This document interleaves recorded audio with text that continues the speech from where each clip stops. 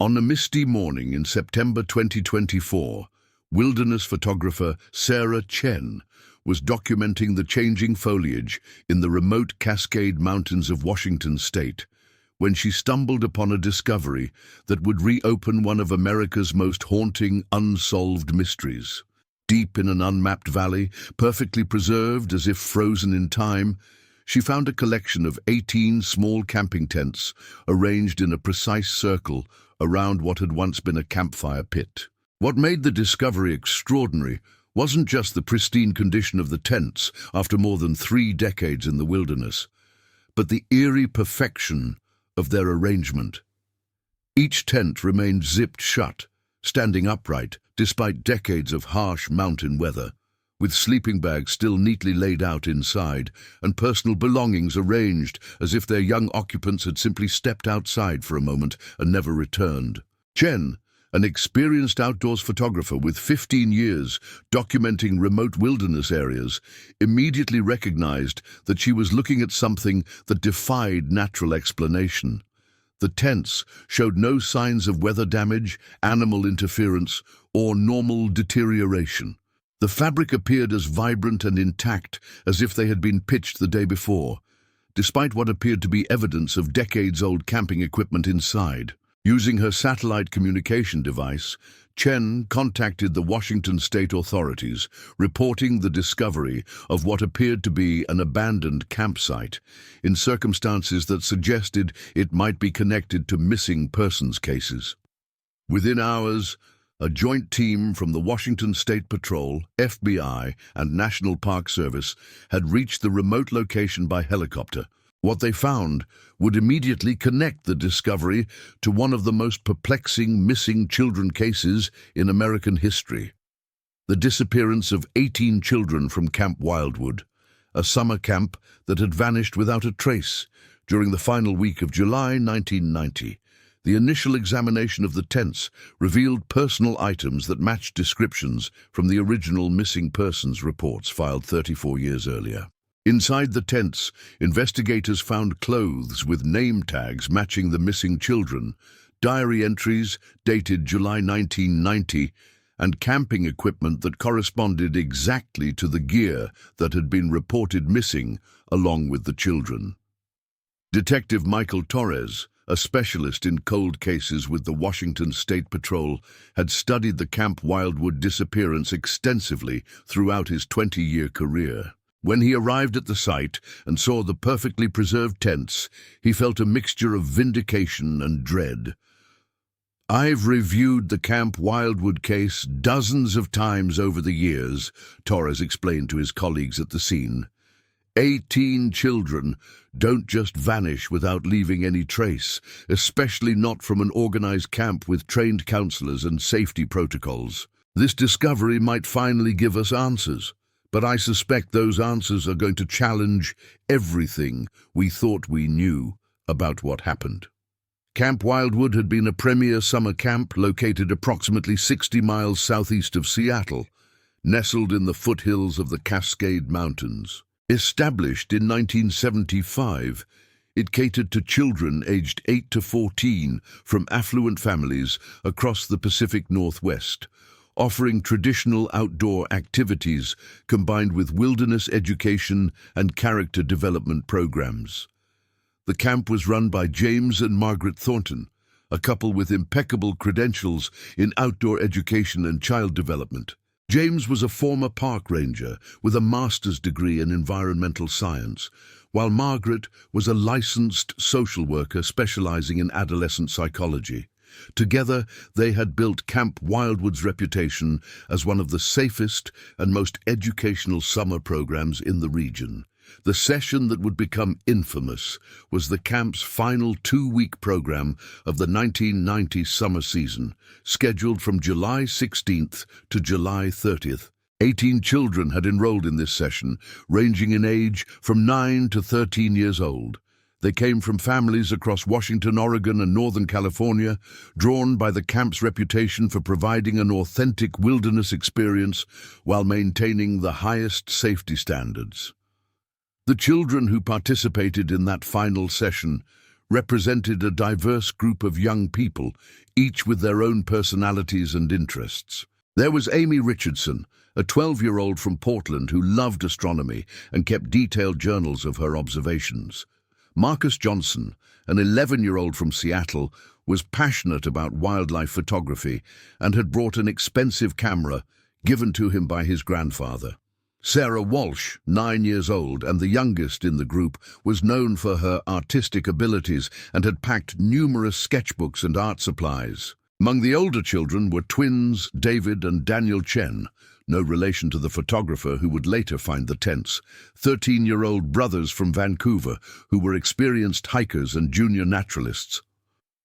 Rebecca Martinez, also 13, was a budding environmental scientist who had already won several science fair competitions for her work on local ecosystems. The camp employed 6 counselors for the final session, all college-aged individuals with extensive training in outdoor education, first aid, and emergency response.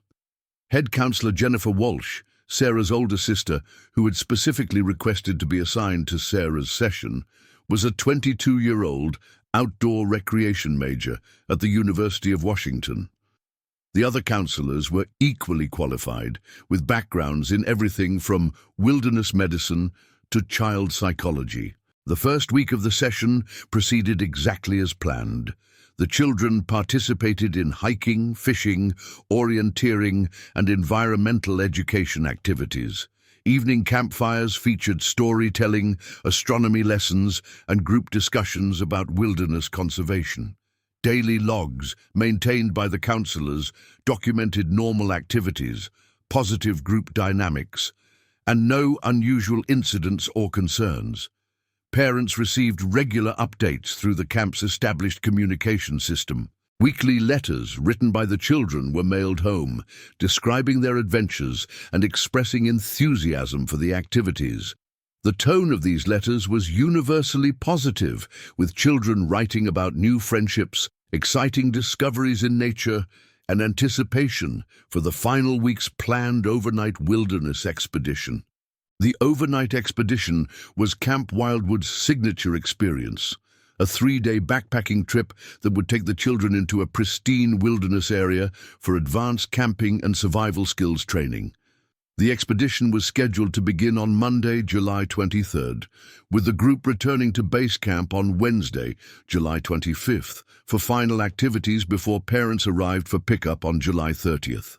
On the morning of July 23, 1990, the 18 children and 6 counselors departed Camp Wildwood's base facility for what should have been a routine wilderness expedition. They carried enough supplies for 3 days, including tents, sleeping bags, food, water purification equipment, and emergency communication devices. Their planned route would take them through well-marked trails to a designated camping area that the Thorntons had used safely for expeditions over many years. The group made their scheduled radio check-in at 6 p.m. on July 23rd, reporting that they had reached the planned campsite and were setting up for the night. Jennifer Walsh, as head counselor, confirmed that all 18 children and 6 counselors were present and accounted for. The weather was favorable, and they were proceeding according to schedule. That radio transmission would be the last communication ever received from the group. When the expedition failed to make their scheduled check-in on the morning of July 24th, James Thornton initially wasn't concerned. Radio equipment could malfunction, and slight delays in wilderness travel were common. However, when no communication was received by noon and an aerial reconnaissance flight failed to spot the group at their designated campsite, full emergency protocols were activated. The search operation that followed was one of the largest and most comprehensive in Washington state history. More than 300 volunteers participated, including professional search and rescue teams, National Guard units, FBI specialists, and local law enforcement agencies. The search covered more than 500 square miles of wilderness over a 3-week period. Search teams discovered the group's abandoned base camp exactly where it should have been, according to their planned itinerary. The campsite showed signs of normal use, a properly constructed fire pit, area for food preparation, and evidence that tents had been pitched in an organized manner. However, all the tents, sleeping bags, personal belongings, and the people themselves had completely vanished. What puzzled investigators was the methodical nature of the disappearance. The campsite hadn't been abandoned in panic or haste. Garbage had been properly disposed of, the fire had been completely extinguished, and the area had been cleaned according to leave-no-trace principles that the campers had been taught. It appeared that the group had simply packed up and left, but their intended route back to base camp showed no signs of their passage. Tracking dogs were brought in from across the Pacific Northwest, but they found no scent trails leading away from the abandoned campsite. Helicopters equipped with thermal imaging flew grid patterns over the entire region. Ground teams explored every trail, canyon, cave, and potential shelter within a 50-mile radius. No trace of the 24 missing people was ever found. The investigation expanded beyond simple search and rescue as days turned into weeks without any discovery.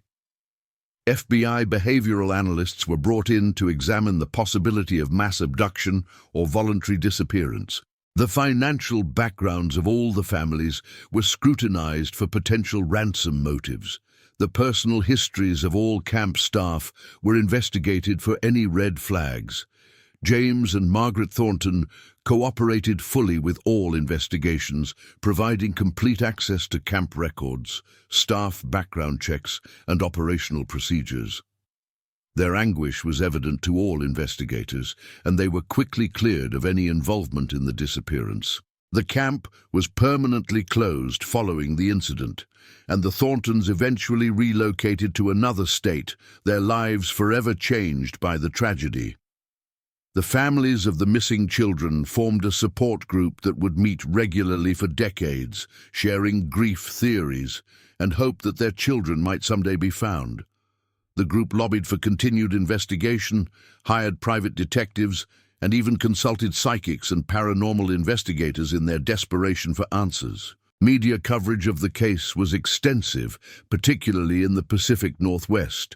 The disappearance became known as the Camp Wildwood Mystery and was featured in numerous documentaries, podcasts, and books about unsolved mysteries. Various theories emerged over the years, ranging from the plausible to the bizarre. One theory suggested that the group had fallen victim to a serial killer or organized crime operation. However, the logistics of abducting 24 people simultaneously without leaving any evidence seemed nearly impossible. Another theory proposed that they had encountered some kind of natural disaster, perhaps an earthquake or flash flood, that had somehow completely concealed their remains. Geological surveys of the area found no evidence of recent natural disasters. More exotic theories included alien abduction, entrance into a parallel dimension, or discovery of some kind of government conspiracy that required their elimination. While these theories were dismissed by serious investigators, they gained traction among conspiracy theorists and paranormal enthusiasts, especially given the complete lack of conventional evidence. The most persistent theory among professional investigators was that the group had somehow become lost or disoriented, perhaps due to equipment failure or medical emergency affecting the counselors, and had died in a location so remote or concealed that their remains had never been discovered. However, this theory was challenged by the fact that even experienced search teams using modern technology had found no trace of their passage beyond the abandoned campsite. As years passed without new developments, the case gradually moved from active investigation to cold case status. Families continued to hope and search, but official resources were eventually redirected to more current cases. The Camp Wildwood Mystery became a regional legend, a cautionary tale told around campfires and a source of speculation for amateur detectives. Annual memorial services were held for several years, bringing together families, former camp staff, and members of the search teams. These gatherings served both as remembrance for the lost children and as opportunities to share any new information or theories that might emerge. However, as parents aged and moved away, even these gatherings became less frequent. The only physical evidence that remained from the case was stored in climate-controlled evidence lockers at Washington State Patrol headquarters. Photos of the abandoned campsite, personal items that had been left behind at base camp, and extensive documentation of the search efforts were preserved according to protocol, but rarely examined as the case grew colder. Several times over the decades, the case was reopened when new technologies became available or when other missing persons cases showed potential connections. DNA analysis was performed on any biological evidence that had been collected, but nothing definitive was discovered. Satellite imagery was analyzed when it became available, but the dense forest canopy of the search area made identification of small details impossible. In 2010, 20 years after the disappearance, the case received renewed attention when a documentary filmmaker produced a comprehensive examination of the evidence. The film interviewed surviving family members, search team leaders, and law enforcement officials, but ultimately concluded that the fate of the Camp Wildwood group remained as mysterious as ever. The documentary did reveal some new details that hadn't been widely known. Several campers from earlier sessions reported experiencing strange phenomena during overnight expeditions. Unexplained lights in the forest, electronic equipment malfunctioning, and feelings of being watched. These reports had been dismissed at the time as typical campfire stories or the imagination of excited children, but in the context of the later disappearance, they took on more sinister implications. One particularly intriguing detail emerged from interviews with former counselors. Several reported that during the weeks leading up to the final session, James Thornton had seemed unusually concerned about something, spending long hours studying topographical maps and making inquiries about government land use in the area. When asked about this behavior, Thornton had mentioned something about ensuring we avoid any restricted areas, but hadn't elaborated further. This revelation led to speculation that the group might have inadvertently wandered into some kind of classified government installation or military testing area. However, examination of government records showed no classified facilities in the region, and military officials denied any operations that might have been relevant to the disappearance. Sarah Chen's discovery of the perfectly preserved tents in 2024 was the first new physical evidence related to the case in 34 years. The fact that the tents had been found in an area that had been thoroughly searched in 1990 raised immediate questions about how they could have been missed during the original investigation. The location where these tents were found was definitely included in our search grid, confirmed retired search and rescue coordinator Bob Miller, who had led portions of the original search effort. We had teams on foot go through that valley, and we had aerial reconnaissance cover it multiple times. Either these tents weren't there in 1990, or something prevented us from seeing them. The pristine condition of the tents after 34 years in the wilderness was equally puzzling to investigators familiar with the effects of mountain weather on camping equipment. The fabric showed no signs of UV damage, the zippers functioned perfectly, and even the tent stakes remained firmly anchored in the ground. It was as if the tents had been protected from the elements by some unknown force. Inside the tents, investigators found a treasure trove of evidence that had been perfectly preserved. Clothing, personal items, and most significantly, numerous journals and notebooks written by the children during their time at camp. The last entries in these journals were dated July 23, 1990, the day the group had departed for their wilderness expedition. The journal entries from that final day revealed a mixture of excitement and apprehension among the children. Several mentioned strange dreams they had been having, others wrote about unusual animal behavior they had observed, and a few described feelings of unease about the planned expedition that they couldn't quite explain. Amy Richardson's astronomy journal contained her final entry. Something weird is happening with the stars. They're not where they should be according to my star charts. Jennifer says it's just atmospheric distortion, but I've never seen anything like this before. I'm bringing my good telescope on the expedition tomorrow to get a better look from the mountains. Marcus Johnson's photography log included his last entry.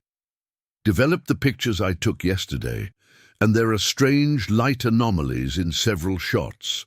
They look like streaks or beams, but I don't remember seeing anything unusual when I was taking the pictures.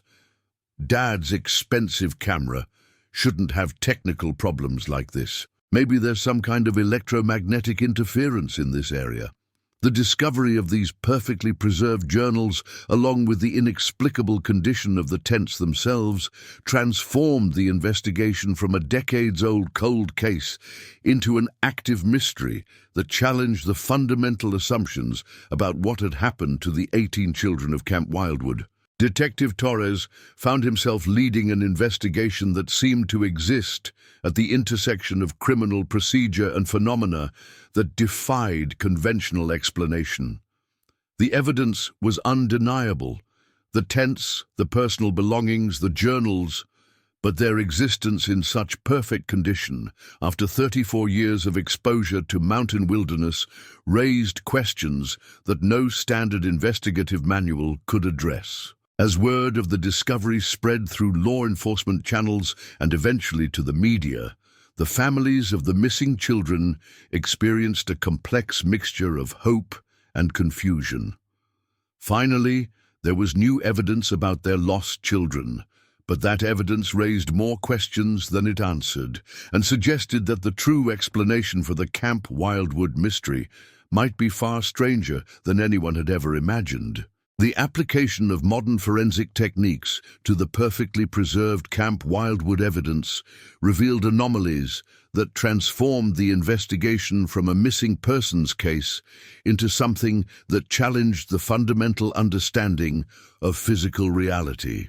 The FBI's Evidence Analysis Unit, equipped with technologies that hadn't existed in 1990, began discovering details that painted an extraordinary picture of the events leading to the children's disappearance.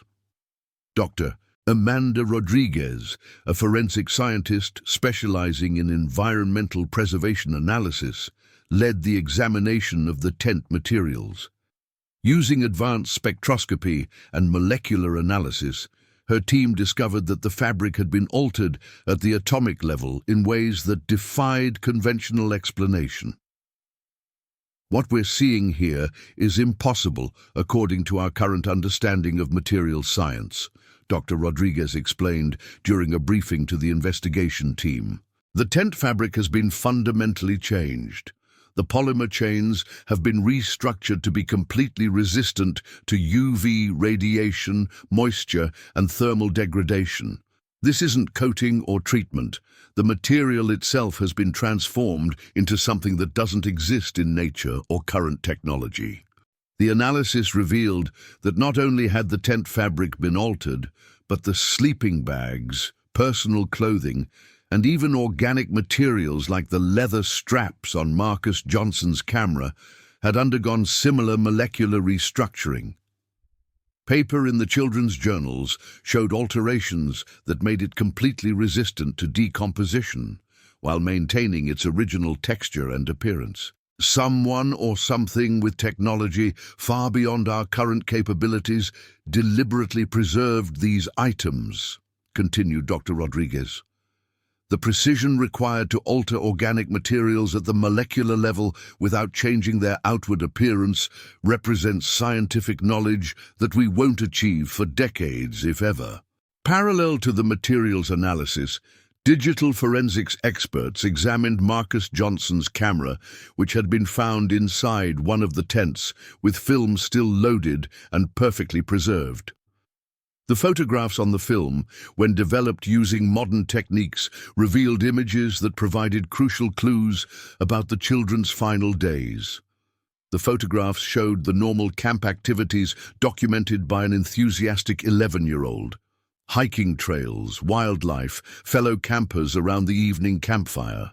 However, embedded in several images were anomalies that became visible only when enhanced using digital analysis techniques unavailable in 1990.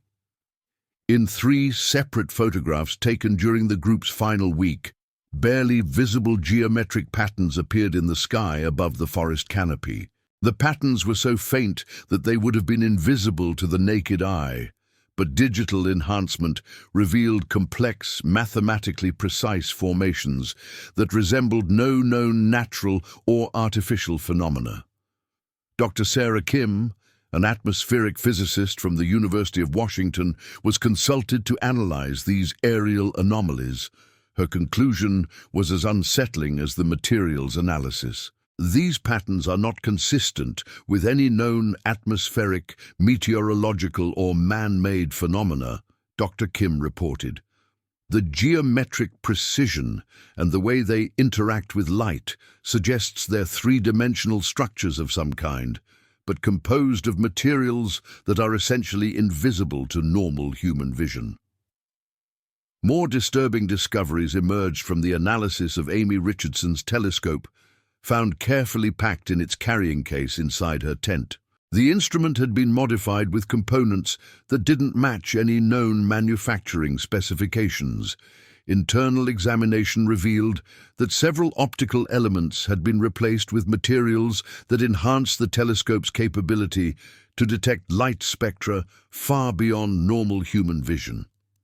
The modifications to this telescope would allow observation of electromagnetic phenomena that would be completely invisible using standard optics, explained Dr.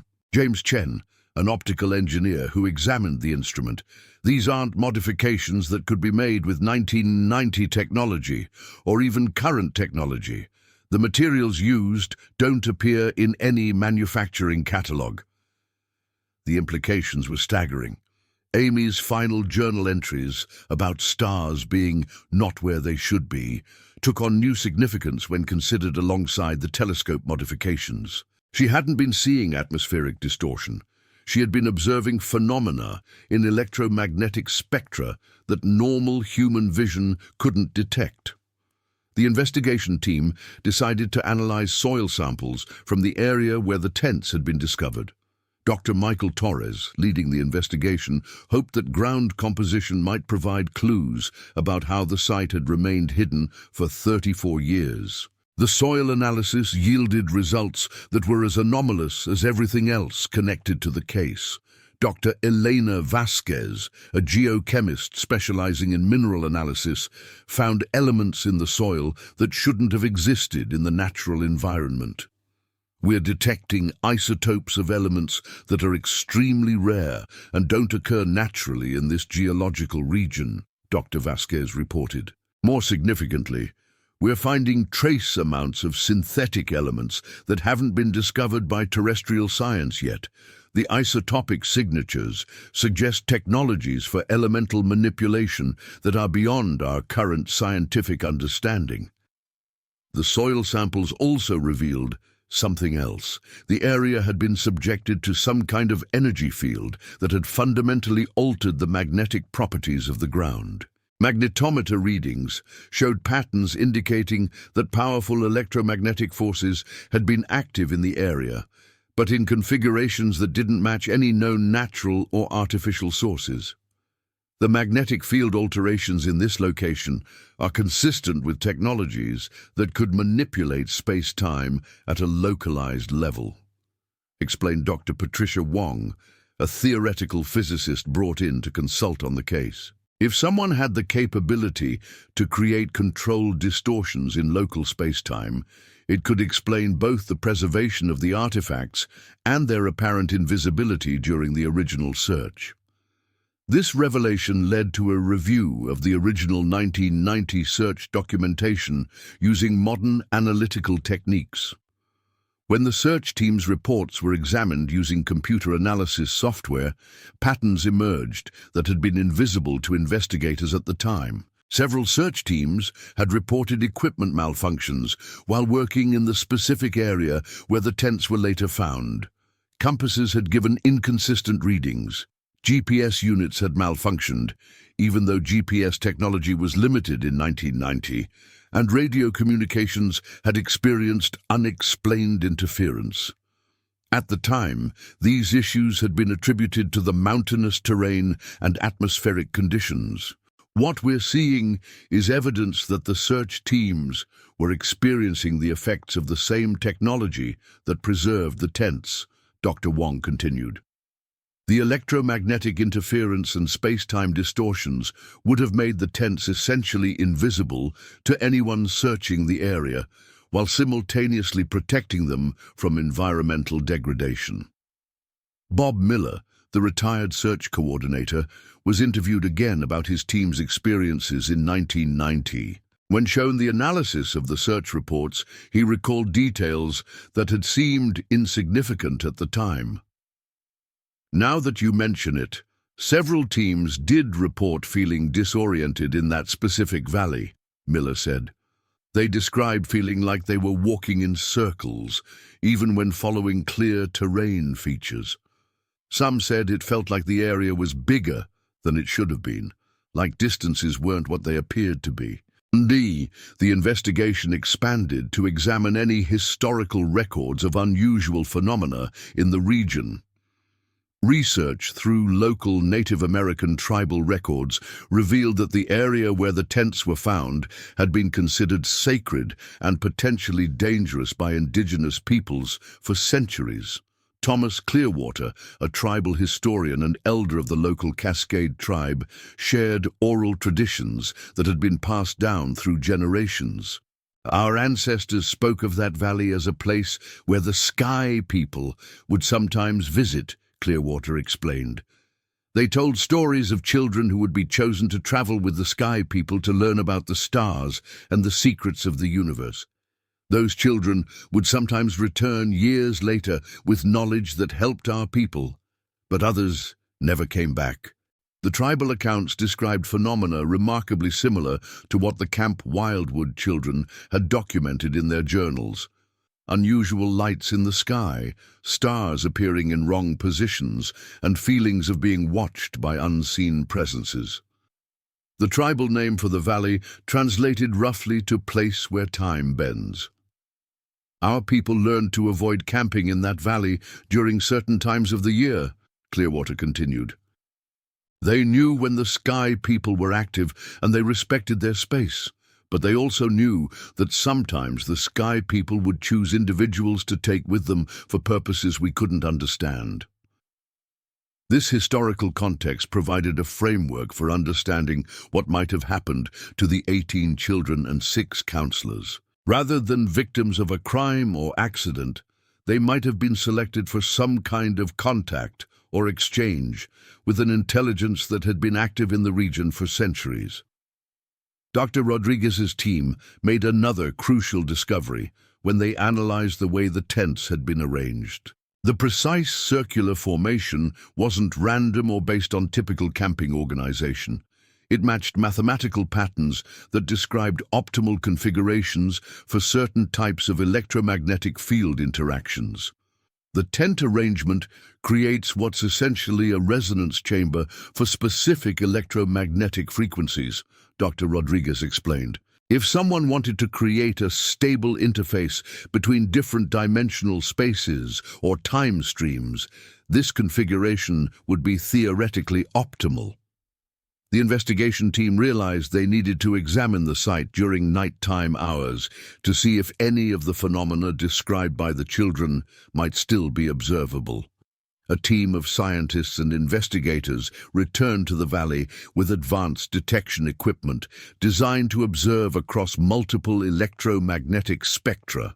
What they discovered during their nighttime vigil confirmed the most extraordinary theories about the case. Beginning at approximately 2 a.m., the area around the tent site began exhibiting visible distortions in space-time. The distortions appeared as subtle wavering in the air, similar to heat mirages, but occurring in precise geometric patterns. Dr. Wong, monitoring the phenomena with specialized equipment, recorded electromagnetic readings that defied conventional physics. We're detecting controlled gravitational anomalies and localized alterations in the flow of time, she reported via radio to the base team. The effects are subtle, but measurable. Time is moving approximately 3% slower within a 50-meter radius of the tent site compared to the surrounding area.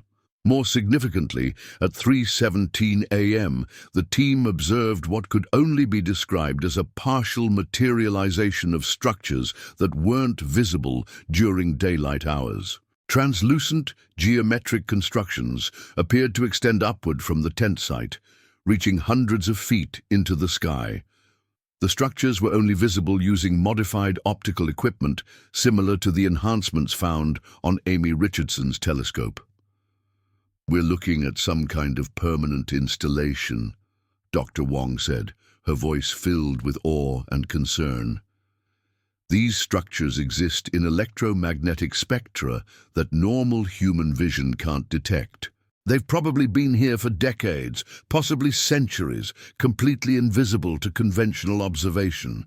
The implications were staggering. The Camp Wildwood children hadn't simply disappeared. They had encountered an active installation operated by an intelligence with technology far beyond human capabilities. Their fate was connected to whatever purpose this hidden facility served. During the following weeks, the investigation team conducted extensive analysis of the structures using every available detection method. The results painted a picture of a sophisticated installation designed for purposes that could only be speculated about. The geometric constructions appeared to serve as some kind of transportation or communication hub.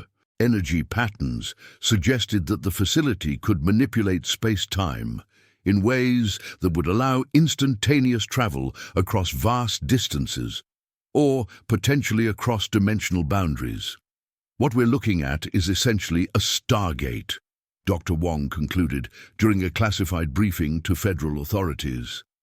"The technology represents scientific capabilities that are centuries, possibly millennia, beyond current human knowledge.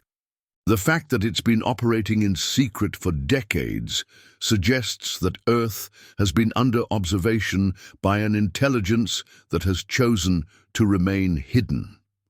The discovery attracted the immediate attention of the highest levels of government. Within days, the site was declared a classified research area under military jurisdiction. The investigation team was required to sign extensive non-disclosure agreements, and access to the site was restricted to personnel with the highest security clearances. However, before the military takeover was complete, the team made one final discovery that provided insight into the fate of the missing children. Hidden within the quantum signature of the facility's energy patterns, they detected what appeared to be encoded information, data that had been embedded in the electromagnetic field and preserved for 34 years. Dr. Kim, working with specialists in quantum information theory, managed to partially decode some of this information. What emerged were fragments of messages, apparently transmitted by the missing children themselves. The decoded fragments included voice recordings, brief but clearly recognizable. Amy Richardson's voice, older but unmistakable, saying, "We're safe.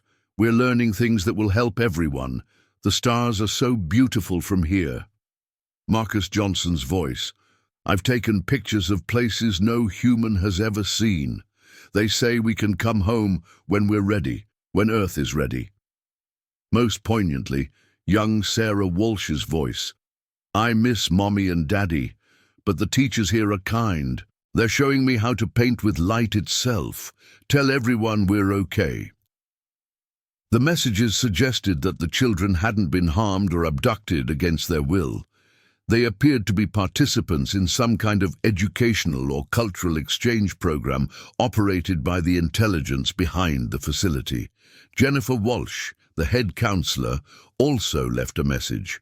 "We made a choice to protect the children and participate in something extraordinary. The knowledge we're gaining will benefit all of humanity. We'll return when the time is right. These revelations fundamentally changed the nature of the investigation. The 18 children and 6 counselors weren't victims of a crime. They were pioneers in first contact with an intelligence that had been secretly observing and occasionally interacting with humanity for centuries. The messages also explained the perfect preservation of the tents and personal belongings. They had been deliberately maintained as a form of time capsule, preserving evidence of the children's lives on Earth while they participated in experiences beyond human imagination. Federal authorities, now fully briefed on the discovery, faced an unprecedented situation.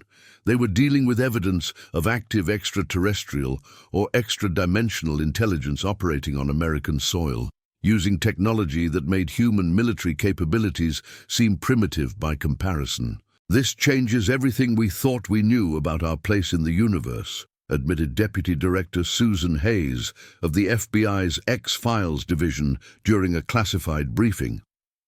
"We're not dealing with a missing persons case anymore.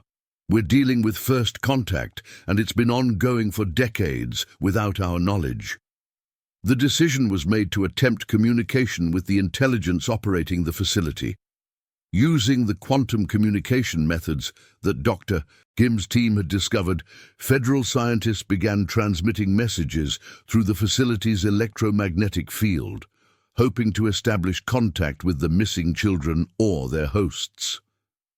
After weeks of attempts, a response finally came. The message was transmitted directly to the consciousness of the lead investigators, appearing in their minds as clearly as if spoken aloud. "The young ones are well and growing in wisdom. They will return when your species demonstrates readiness for the knowledge they carry. Their preservation and eventual return is our gift to your people's future." The communication continued. "The facility you have discovered is one of many that serve as bridges between worlds. Your children were chosen not as subjects, but as ambassadors. They represent the best qualities of your species: curiosity, courage, and compassion. When your civilization shows that it can handle advanced knowledge without destroying itself, they will return as teachers. Until then, they remain safe in our care, learning and growing beyond the limitations of single-world existence." The investigation had uncovered one of the most extraordinary secrets in human history. The 18 children of Camp Wildwood hadn't disappeared. They had graduated to a level of existence that transcended normal human experience. Their perfectly preserved tents served as a promise that they would eventually return, bringing with them knowledge that could transform human civilization.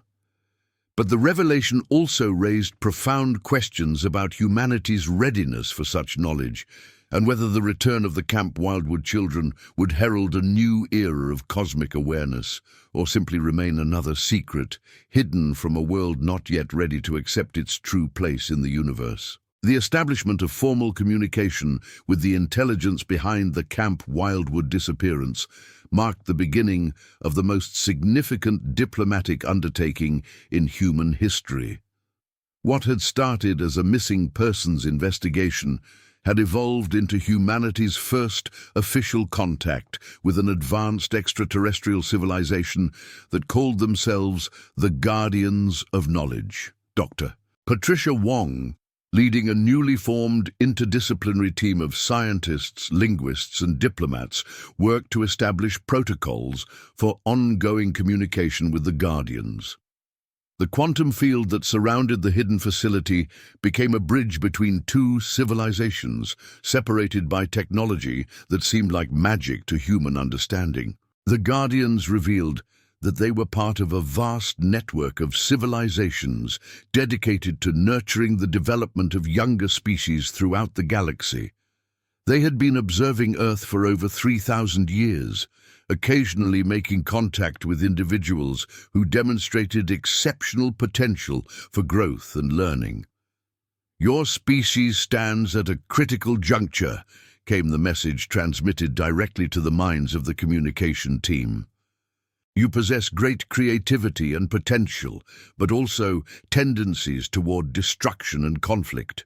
The children we have taken are being prepared to help guide your species toward a more enlightened path. Through subsequent communications, the team learned that the 18 children and 6 counselors had been transported not just to another location, but to another dimension of existence where time flowed differently and learning could occur at accelerated rates. In the 34 years that had passed on Earth, the children had experienced centuries of education and growth. They remain essentially human, but enhanced, the Guardians explained. Their minds have been expanded to comprehend concepts that current human science cannot grasp. Their bodies have been adapted to survive in environments beyond your current reach. They have become bridges between what your species is and what it could become. The revelation that the children had experienced centuries of learning while maintaining their essential humanity was both awe-inspiring and heartbreaking for their families. Parents who had grieved for 34 years learned that their children had grown into something beyond imagination, yet remained connected to their Earth origins. Margaret Richardson, Amy's mother, was among the first family members briefed on the discoveries. Now in her 70s, she had never given up hope that her daughter might return. Amy always wanted to be an astronomer, Margaret said, through tears during a classified family briefing, to know that she's been studying the universe itself, learning things that could help all of humanity. I'm proud of her, but I miss the little girl who used to show me constellations in our backyard. The Guardians provided more detailed information about the children's current status through a series of communications that spanned several months. Each child had developed according to their natural interests and aptitudes, but enhanced to levels that would have been impossible within normal human limitations. Amy Richardson had indeed become an astronomer, but one who studied the universe from perspectives that human science couldn't achieve. She could observe the birth and death of stars from across vast distances, understand the fundamental forces that shaped galaxies, and communicate with other intelligence networks scattered throughout the cosmos. Marcus Johnson had evolved into something like a cosmic photographer, documenting civilizations and phenomena across multiple dimensions. His enhanced perception allowed him to capture images of reality layers that existed beyond normal space-time, creating visual records of the universe's hidden structures. Young Sarah Walsh had become an artist whose medium was the manipulation of energy and matter itself. She could paint with light, sculpt with gravity, and create works of art that existed across multiple dimensions simultaneously.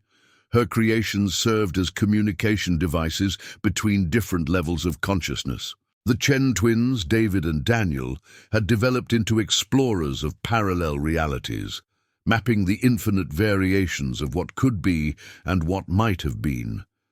Their work helped the Guardians understand how different choices and circumstances could lead civilizations down different evolutionary paths. Rebecca Martinez had become what could only be described as an ecological engineer, working with the Guardians to design sustainable civilizations that could thrive across multiple worlds while maintaining harmony with their environments. Jennifer Walsh and the other counselors had taken on roles as teachers and guides, helping to prepare other selected humans for the expanded existence that awaited those ready to transcend normal limitations. They have not lost their humanity, the Guardians assured the families. Rather, they have discovered what humanity could become when freed from the constraints of limited perspective and lifespan. They carry within them the love and memories of their Earth families, but they have grown beyond the need for physical presence to maintain those connections. The communication sessions revealed that the Camp Wildwood children were not the only humans who had been selected for this cosmic education program. Throughout history, individuals who demonstrated exceptional potential had been quietly recruited by the Guardians. Many of the great leaps in human knowledge and culture had been influenced by individuals who had received some level of Guardian guidance. Your Leonardo da Vinci spent 3 years with us, the Guardians revealed. Your Einstein was contacted multiple times. Your Tesla received inspiration from our knowledge networks. We have always sought to nurture your species' development, but in ways that allowed you to believe the discoveries were your own. This historical context helped explain many of the sudden leaps in human knowledge that had seemed to come from nowhere. The Renaissance, the scientific revolution, the rapid technological advancement of the 20th century, all had been subtly influenced by returning Guardians-educated humans who shared their enhanced knowledge in ways that seemed like natural genius. The investigation team learned that humanity was approaching what the Guardians called a convergence point, a moment when a species must choose between evolutionary advancement or self-destruction. Many civilizations failed this test, destroying themselves through war, environmental catastrophe, or social collapse. Those who succeeded joined the galactic community of advanced civilizations.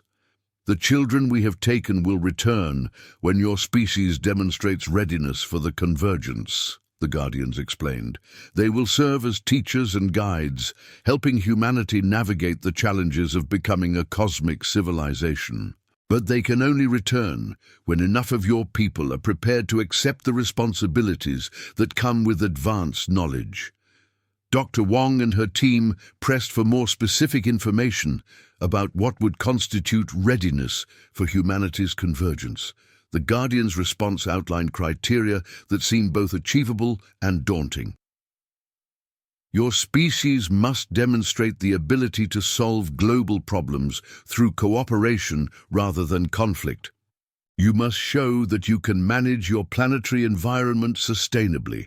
Most importantly, you must prove that you can handle advanced knowledge without using it for destruction or oppression. The Guardians pointed to promising developments in human civilization, international cooperation on climate change, advances in renewable energy, growing global awareness of social justice issues. However, they also noted concerning trends, persistent military conflicts, growing economic inequality, and the continued use of technology for surveillance and control. The children wait in readiness to return, but we will not endanger them or your species by acting prematurely. When the time is right, you will know, and they will come home transformed, but still recognizably yours. Meanwhile, the families of the missing children grappled with emotions that had no precedent in human experience. Their children were safe and thriving beyond imagination, but were no longer the children they remembered. The grief of loss was complicated by pride in their children's extraordinary development and hope for an eventual reunion.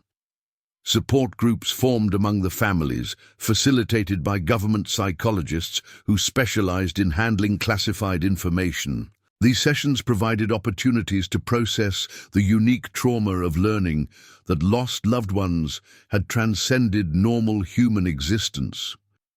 "It's like finding out your child has become a god," said Robert Chen, father of the twins David and Daniel.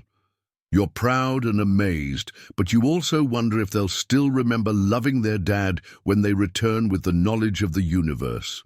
Dasahi, the federal government faced unprecedented challenges in managing the implications of confirmed extraterrestrial contact. The existence of the Guardians and their facility in Washington state was classified at the highest levels, but preparations began for the eventual public revelation that would be necessary if and when the children returned. A special division was created within the Department of Defense to study Guardian technology and prepare for potential future contact scenarios. Scientists worked to understand the principles behind the space-time manipulation technology, hoping to eventually develop human capabilities that might allow for communication across interstellar distances. The hidden facility itself became the subject of extensive study. Teams of scientists worked in shifts, documenting every aspect of the installation and its effects on local space-time. They discovered that the facility was connected to a vast network of similar installations across the galaxy, serving as communication and transportation nodes for the Guardian civilization. "We're looking at the equivalent of an cosmic internet," explained Dr. Kim. "These facilities allow instantaneous communication and travel across distances that would take light years to cross through normal space. The implications for human civilization, if we could understand and replicate this technology, are beyond calculation." However, attempts to reverse engineer Guardian technology proved futile. The devices operated on principles that required understanding of physics concepts that human science had not yet discovered. It became clear that humanity would need to evolve intellectually before it could comprehend the tools of a cosmic civilization. The investigation also revealed the extent to which Guardian influence had shaped human development. Archaeological teams, now knowing what to look for, began discovering evidence of Guardian contact throughout human history. Ancient sites around the world showed signs of having been constructed with knowledge beyond what historical civilizations should have possessed. "The Guardians have been gently guiding human development for millennia," concluded Dr. Amanda Hayes, an archaeologist brought in to study historical Guardian sites. "They've provided just enough assistance to keep us advancing without making us dependent on their technology. The goal seems to have been to help us develop our own capabilities rather than simply giving us theirs." This revelation sparked intense ethical debates among the government officials and scientists involved in the project. Some argued that humanity had the right to know about Guardian influence on its development.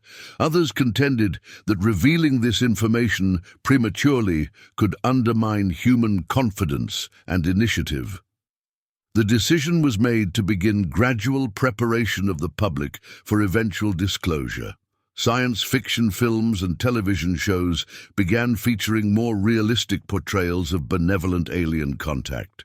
Educational programs subtly introduced concepts related to the possibility of life beyond Earth. The goal was to slowly acclimate human civilization to ideas that would make eventual Guardian revelation less shocking. In 2025, 1 year after Sarah Chen's discovery of the preserved tents, the Guardians transmitted their most significant communication yet. They announced that humanity was approaching the threshold for convergence more rapidly than they had anticipated. "Recent developments in your global civilization suggest that your species may be ready for the next phase of development sooner than our models predicted," the message conveyed. Climate cooperation initiatives, advances in artificial intelligence ethics, and growing global consciousness about inequality indicate positive evolutionary momentum. The Guardians revealed that they were considering accelerating the timeline for the children's return. However, they also issued a warning about potential challenges that lay ahead. "Your approach to the convergence point will attract attention from other cosmic civilizations, not all of which share our benevolent intentions. Some seek to exploit younger species, while others believe that failed civilizations should be eliminated before they can threaten cosmic stability." This revelation introduced a new urgency to humanity's development. The children's return would not just bring advanced knowledge, it would mark humanity's entry into a cosmic community where survival would depend on demonstrating wisdom and ethical advancement. Preparations intensified for potential public disclosure and the eventual return of the Camp Wildwood children. Training programs were developed for government officials who would need to manage first contact protocols. Scientific institutions began preparing for the integration of Guardian knowledge into human understanding. The families of the missing children were given a choice about their level of involvement in the eventual return. Some chose to remain anonymous, hoping for private reunions with their transformed children. Others volunteered to serve as public advocates for the contact process, understanding that their children's return would inevitably become a global event. Margaret Richardson chose to become a public spokesperson for the families, working with government communications experts to prepare for the day when the world would learn about her daughter's cosmic education. "Amy always wanted to teach others about the stars," Margaret said during a practice interview session. "If her return can help humanity understand our place in the universe, then everything she's experienced will have been worthwhile." In December 2025, The Guardians announced that preliminary assessments suggested humanity might be ready for the children's return within the next 5 years. However, they emphasized that this timeline could change based on how human civilization continued to develop. The children themselves will play a role in determining when they return, the Guardians explained. They have been observing your world's progress and are eager to reunite with their families and share what they have learned. But they also understand the importance of timing. Their return must catalyze positive change, not fear or conflict. As 2024 drew to a close, the world remained unaware of the extraordinary drama unfolding in the mountains of Washington state. But changes were already beginning to appear, technological breakthroughs that seemed to come from nowhere, scientific discoveries that challenged existing paradigms, and a growing global consciousness about humanity's potential for something greater. The perfectly preserved tents found by Sarah Chen had opened a door to humanity's cosmic future. Behind that door waited 18 children who had grown into something beyond imagination, ready to return home when their species proved capable of joining the galactic community of advanced civilizations. The Camp Wildwood mystery had been solved, but its solution marked not an ending, but a beginning. The 18 children who had vanished during a summer camp expedition had become pioneers of humanity's next evolutionary phase. Their eventual return would herald the start of a new chapter in human history, one where the boundaries between Earth and the cosmos would dissolve, and where a species that had spent millennia wondering if they were alone in the universe would finally take their place among the stars.